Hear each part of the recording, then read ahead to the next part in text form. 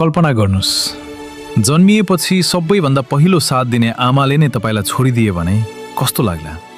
जापानको चिबा प्रिफेक्चरमा जन्मिएको सानो बाँदरको बच्चा पन्छी जुलाईमा जन्मिएको केही समयमै उसको आमाले उसलाई त्यागिदिएछन्। ऊ एक्लो भयो। चिडियाखानाका कर्मचारीहरूले उसलाई बोतलबाट दूध खुवाएर हुर्काए। तर उनीहरूले उसलाई एउटा अझै विशेष कुरा दिए, समातेर बस्न मिल्ने नरम कपडाको ओराङ्गुटान खेलौना। पञ्चले त्यो खेलौनालाई कसिएर समात्यो।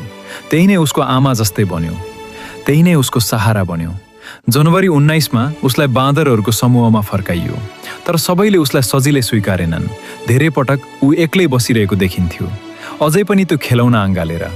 तर अहिले केही परिवर्तन देखिएको छ। पञ्च आफै अघि बढेर अरू बाँदर नजिक जान थालेको छ, जस्तो कि ऊ भनिरहेको हो, म पनि तिमीहरूकै जस्तै हुन चाहन्छु। उसको सङ्घर्षको कथा एनएचकेले पनि देखाएको छ।